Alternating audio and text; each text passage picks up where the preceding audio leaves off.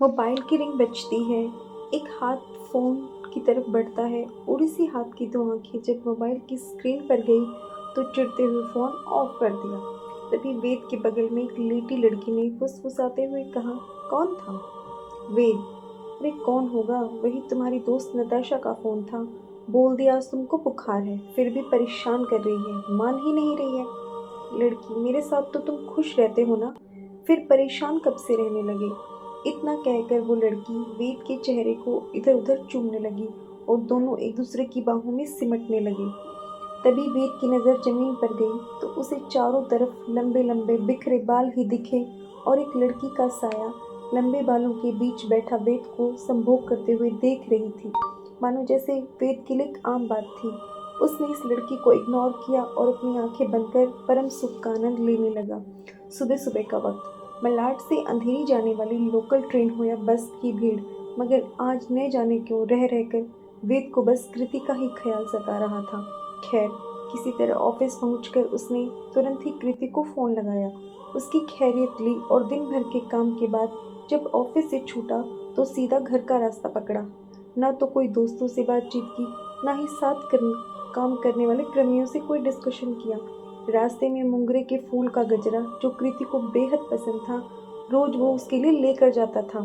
वेद घर पहुंचते ही सीधा कृति के रूम में गया, उसका माथा चूमा। कृति भी वेद की छून से जाग गई थी। कृति ने कहा, ओ हनी, तुम कब आए? मुझे पता ही नहीं चला। कृति वेद से कहते हुए उसे चूमने लगी। दोनों बस जबरदस्त रोमांस करने लगे।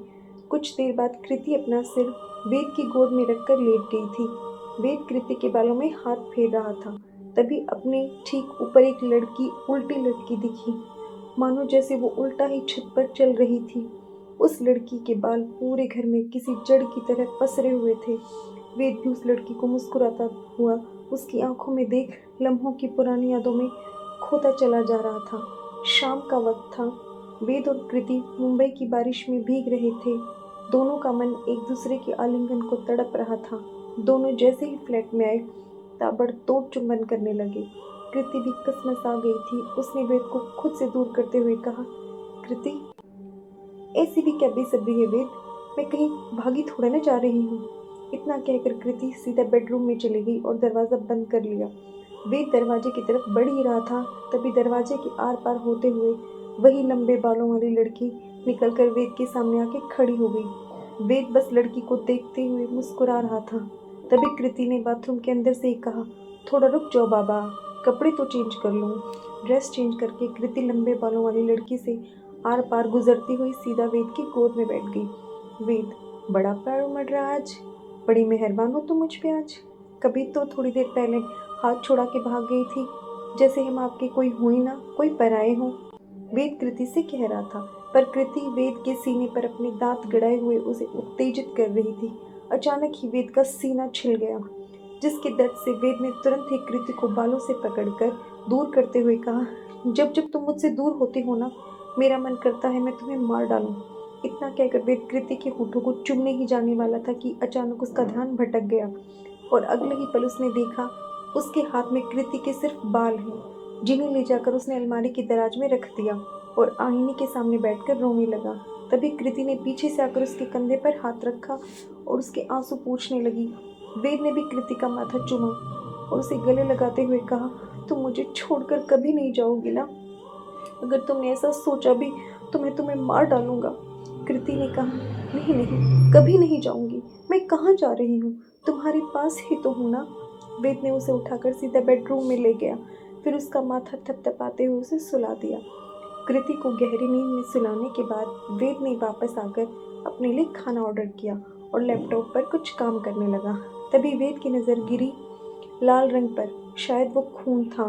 वेद ने तुरंत एक कपड़ा लिया और उसे साफ करने ही जा रहा था कि उसे वही लंबे बालों वाली लड़की टेबल के नीचे अपना ही मांस खाती दिखी। वेद एकटक उस लड़की को देख मुस्कुरा रहा था कि अचानक ही डोरबेल बजी। वेद ने पहले खिड़की से झांक कर देखा तो डिलीवरी बॉय खाना लेकर आया था।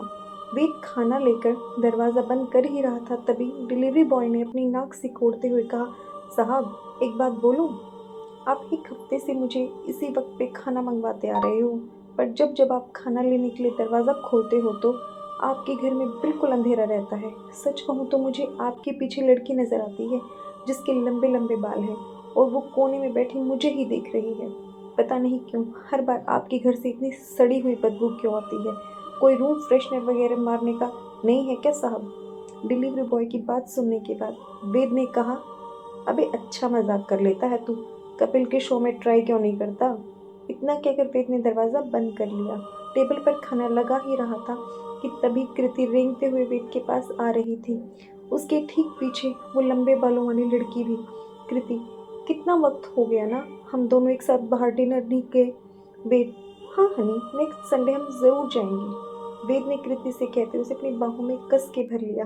कृति भी उसकी बाहों में सिमटती चली जा रही थी और अगले ही पल जब वेद ने खाना प्लेट में निकाला तो उसके सिर्फ बाल ही निकले, वो भी खून से सने हुए।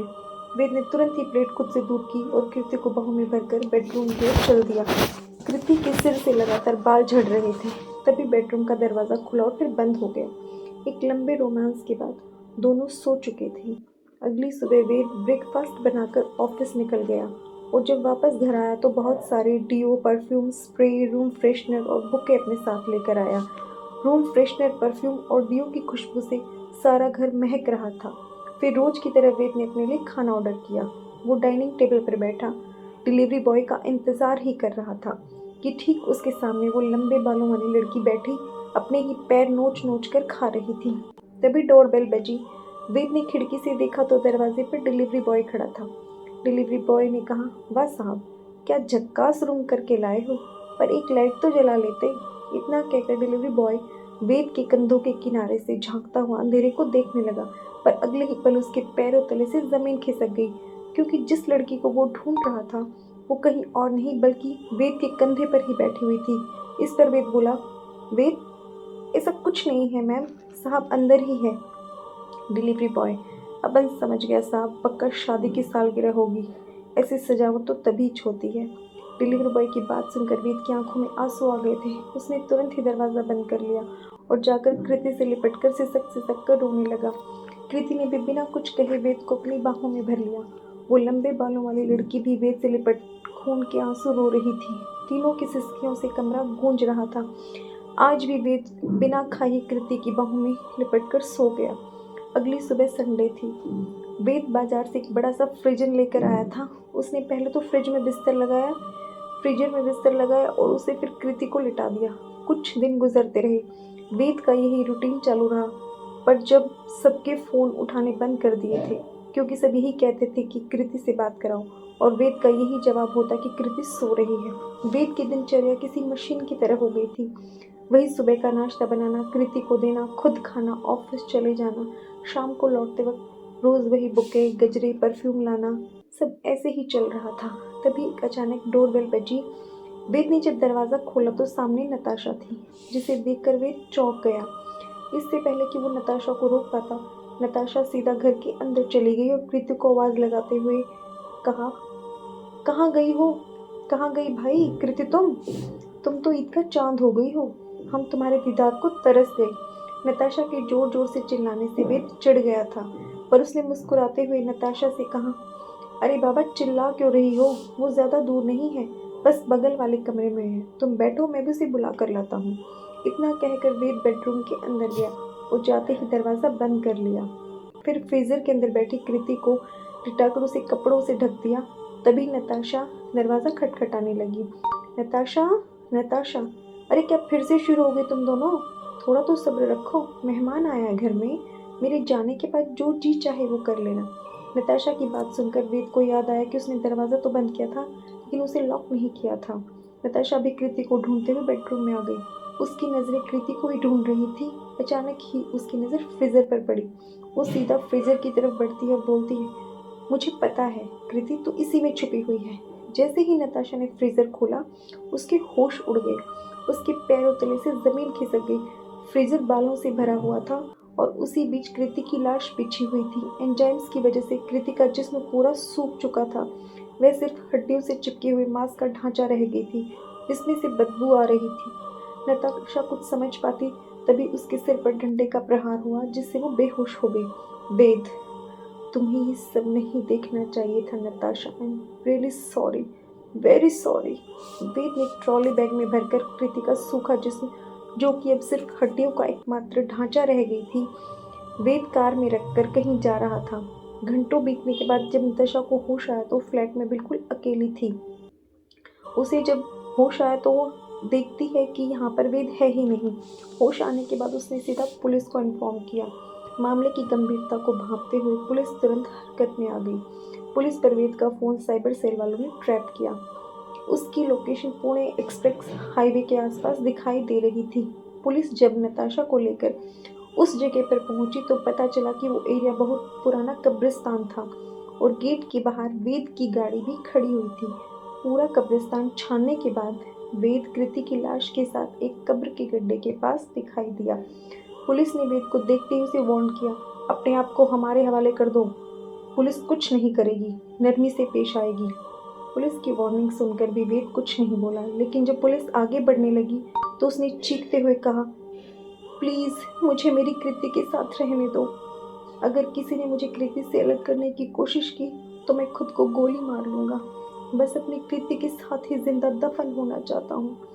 नताशा फिर वेद के थोड़ा और करीब जाती है और उसे समझाते हुए कहती है, देखो पागलपन मत करो, कृति मर चुकी है, आखिर तुम क्यों अपनी ज़िंदगी खराब कर रहे हो, लौट जाओ वापस। नताशा की बात सुनकर वेद एक बार फिर चीख चीख कर रोने लगा। उसकी आंखों के सामने उसकी कृति की लाश थी। वही लंबे लंबे बालों वाली लड़की कृति की लाश पर बैठकर खून के आंसू रो रही थी। अब तक वेद जिस झूठ को नकारता आ रहा था, आज वही एक सच बनकर उसके सामने खड़ा था। वह लंबे बालों वाली लड़की और कोई नहीं बल्कि कृति का साया ही थी। वेद ने कभी भी कृति के साये से प्यार नहीं किया, लेकिन वो कृति की लाश आज भी बेइंतहा प्यार करता था। पर जैसे ही उसने कृति के चेहरे को देखा, कृति भी दोनों बाहें फैला रही थी, वेद को अपने पास बुला रही थी। वेद ने नताशा और पुलिस की आवाज़ों पर गौर कर वापस आने का मन भी किया, लेकिन दूसरे ही पल कृति की रूह का दर्द उससे देखा नहीं जा रहा था। वह लंबे बालों वाली लड़की कृति की लाश में समाकर एक हो चुके थे।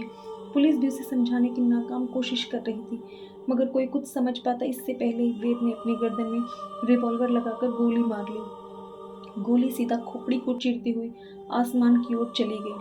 वेद का निर्जीव जिस्म अपनी कृति के ऊपर ही बेकाम से गिर गया। अगले ही पल दोनों फिसलते हुए कब्र में जा गिरे। कब्र में गिरने के बाद कृति का सिर वेद के सीने पर था, जिसे देखकर ऐसा लग रहा था कि अब जाकर दोनों ने एक दूसरे को पाया हो। नताशा ने जब वेद और कृति को एक दूसरे की बाहों में देखा तो उसके आंसू आ गए। वो भी बैठकर दोनों को देखकर रोने लगी। कृति को दिल की बीमारी थी, 2 हार्ट अटैक पहले ही आ चुके थे। बाईपास सर्जरी होने के बाद भी कृति को तीसरा अटैक आया, और वो ऐसे वक्त पर आया जब घर में कोई नहीं था। वेद कृति से बेपनाह प्यार करता था।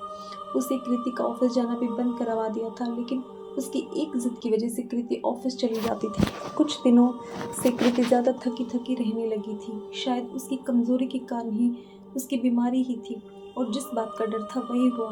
जब कृति को तीसरा अटैक आया तो घर में कोई भी नहीं था। इस तरह कृति दोबारा उठ भी न सकी। मौत का सदमा वेद को बर्दाश्त नहीं हुआ, जिससे वह अपना मानसिक संतुलन खो बैठा और चाह कर भी कृति को मरा हुआ नहीं मान पाया। आखिर इसी बेइंतहा प्यार के पागलपन में उसने अपनी जान दे दी। Thank you. अगर आपको मेरी स्टोरी पसंद आती है तो मेरे चैनल को लाइक करें, सब्सक्राइब करें। प्लीज़ मुझे ज़्यादा से ज़्यादा मोटिवेट करें।